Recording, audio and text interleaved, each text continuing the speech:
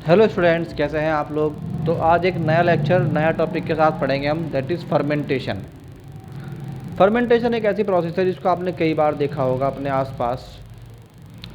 Fermentation में क्या होता है कि जब हम कोई खाना यानी फूड जिसको हम खा सकते हैं, ईडेबल फूड, जब उसको हम रख देते हैं विदाउट ऑक्सीजन, तो विदाउट ऑक्सीजन वो चीज़ सड़ने लगती है ना, फर्मेंटेशन होने लगती है। तो कई बार वो खाना खाने लायक रह जाता है और कई बार खाना खाने लायक नहीं रह जाता।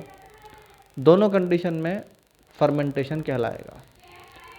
तो फर्मेंटेशन करते क्यों हैं? फर्मेंटेशन असल में कई बार काम आ जाता है खाने को और बेहतर बनाने में। जैसे आपने सुना होगा मुरब्बा, तो उसमें क्या करते हैं, फ्रूट्स को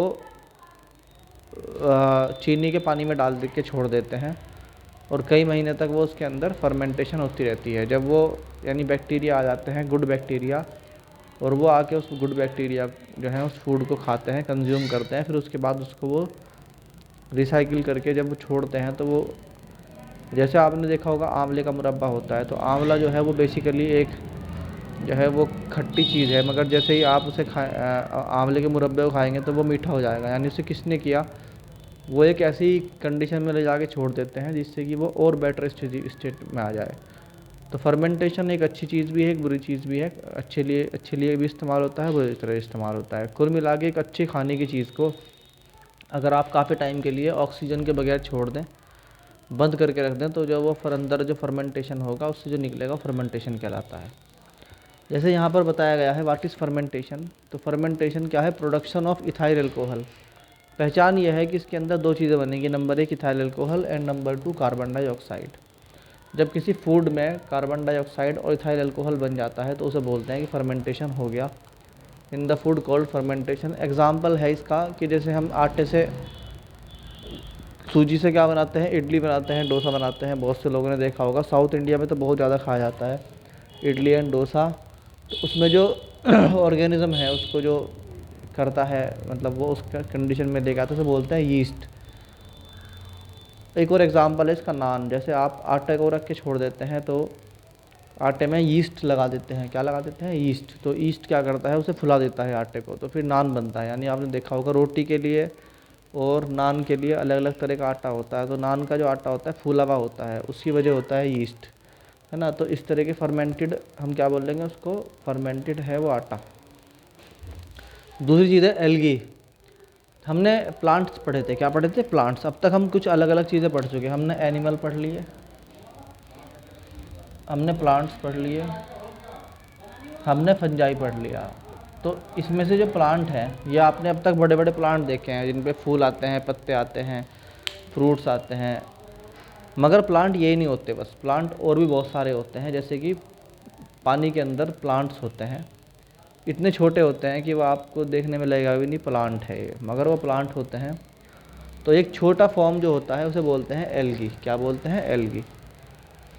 जैसे आपने देखा हो पहले, क्या है ना कि बारिश होती थी, बारिश तो बारिश होने के बाद लेंटर पे एक हरे रंग की काई जम जाती थी, तो बोलते थे काई।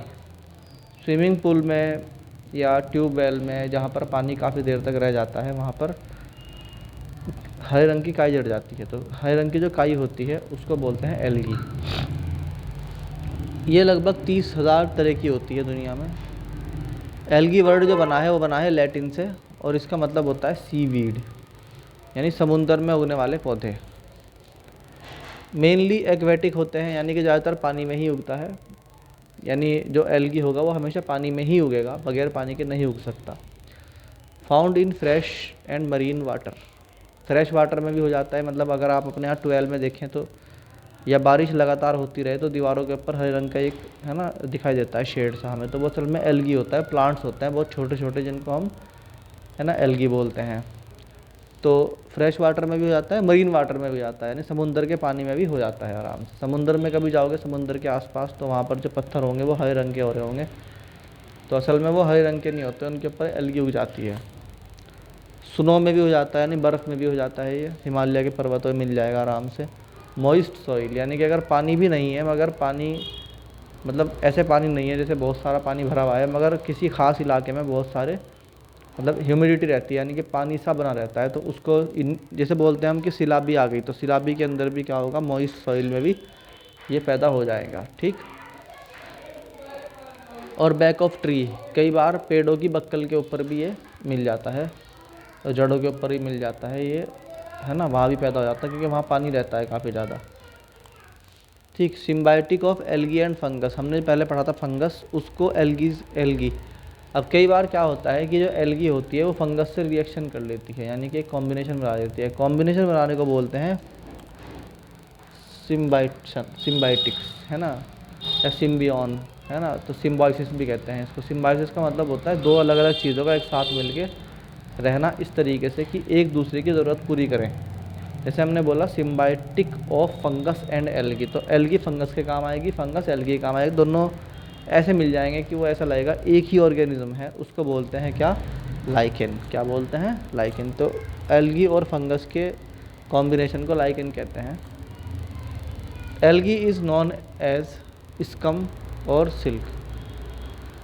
एल्गी को हम पॉन्ड स्कम या सिल्क भी कहते हैं, पॉन्ड स्कम या सिल्क भी कहते हैं।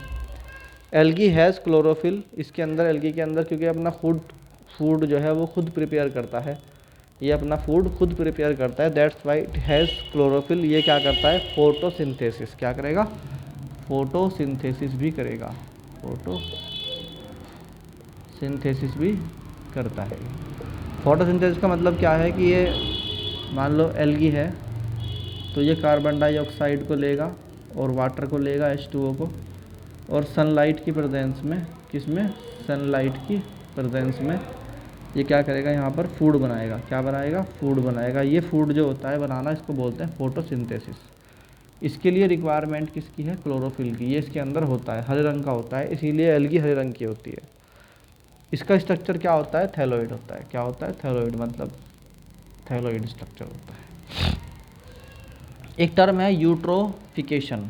अगर आप पानी के अंदर ऑक्सीजन ना जाने दें, पानी के अंदर ऑक्सीजन ना जाने दें और उसके अंदर एल्गी बहुत ज़्यादा पैदा हो जाए, तो जो वाटर है वो बहुत ज़्यादा न्यूट्रिएंट वाला हो जाता है।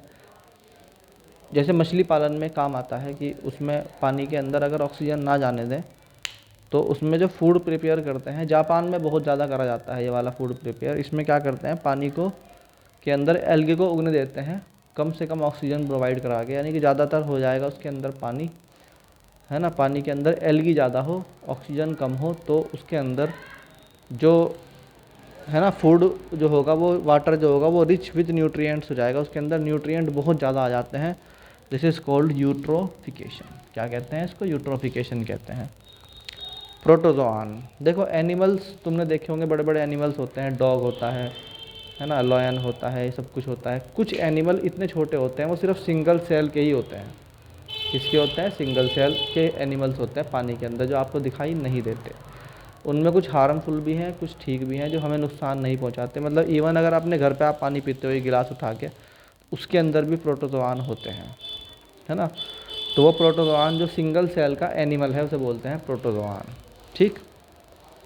तो फर्स्ट सबसे पहले यही एनिमल पैदा हुआ था, इससे ही बड़े एनिमल बने हैं, यानी पहले सिंगल सेल बना, फिर डबल सेल, फिर ट्राई वाला, फिर 4 वाला, फिर 5 वाला, फिर 6 वाला। तो फर्स्ट सेल जो एनिमल जैसा था, जो कि सिंगल सेल था, ऑर्गेनिज्म था, और उसकी ख़ास बात यह है कि इसमें सेल वाल नहीं होती, सेल वाल एब्सेंट रहती है, सेल वाल एब्सेंट रहती है। ठीक। तो ये है हमारा क्या, प्रोटोजोआन। तो ये हमारा फर्मेंटेशन हो गया, एल्गी हो गया, प्रोटोजोआन हो गया। या आप लेक्चर याद कर लो, सेकंड चैप्टर ऑलमोस्ट कंप्लीट हो गया। अब मैं इसके नोट्स डाल दूंगा आज, और आपको सारे क्वेश्चन अटैम्प्ट करने हैं, और फिर मैं नेक्स्ट चैप्टर स्टार्ट कर दूंगा। Thank you.